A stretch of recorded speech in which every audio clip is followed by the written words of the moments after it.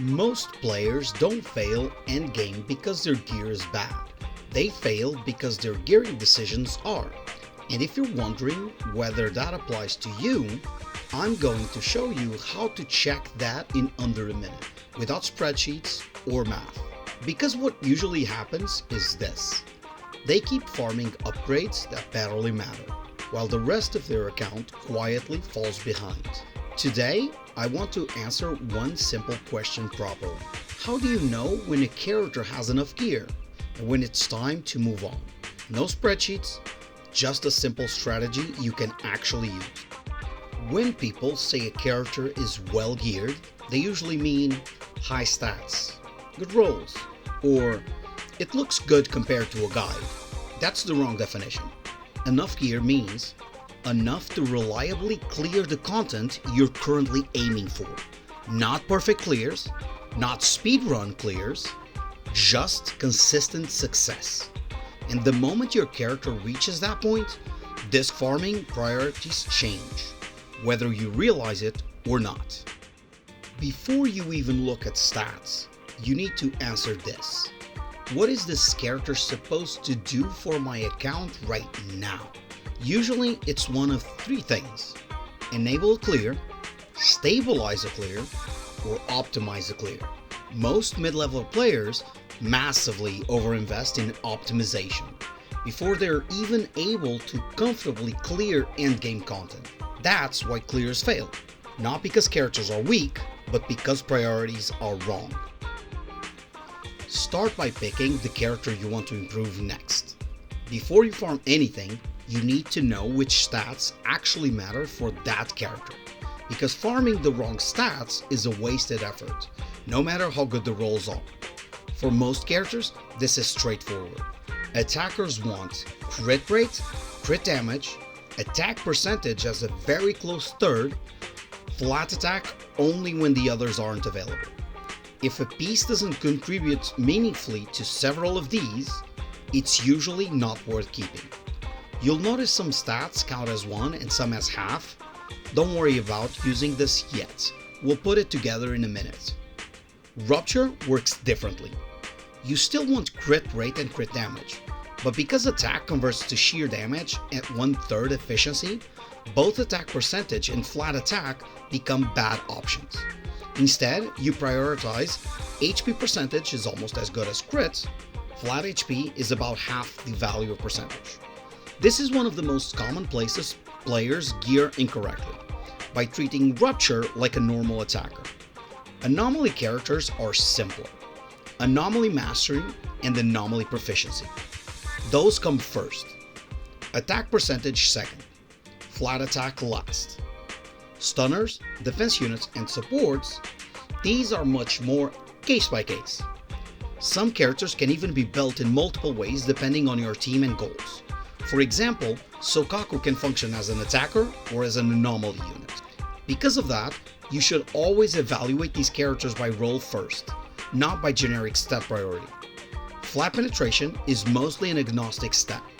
Unless you're playing Rupture, it's almost always non-negative, but still worse than the core stats we just talked about. Think of it as acceptable, not desirable. Now that we know which stats to chase, we need rules for how many of them we need. The first rule is simple. For every 1 point of crit rate, you want roughly 2 points of crit damage. So if you have 80% crit rate, you should aim for 160% crit damage. That part is easy. The second rule is less obvious, but once you know it, it's very simple. We're going to count stats, not eyeball them. Here's how it works. Every main stat you want counts as 1 point.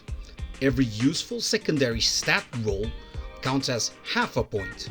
For example, a disc with 5 crit rolls plus 1 attack percentage roll on an attacker and 2 penetration, that piece counts as 7 total points. You do this across all 6 discs. Here's the key number, 30. Across all 6 discs, you want a total count of 30 valuable stat points.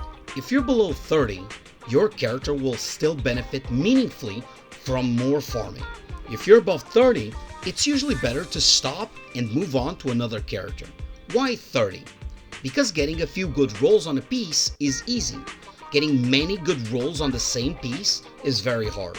30 is the sweet spot where farming is still reasonable, gains are still noticeable, RNG hasn't started punishing you heavily. To put it into perspective, farming a full set to 30 is roughly equivalent to farming 2 sets to 20. Farming a set to 40 is closer to farming 5 or 6 full 30-point sets. If you push for a 40 count build, you're not just chasing perfection, you're sacrificing the rest of your account to do it.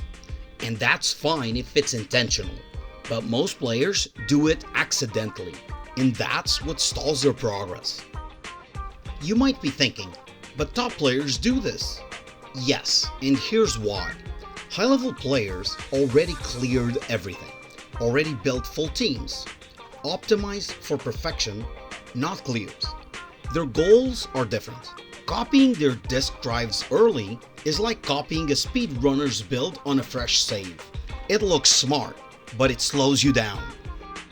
Gear reduces the cost of mistakes. Skill reduces the need for gear.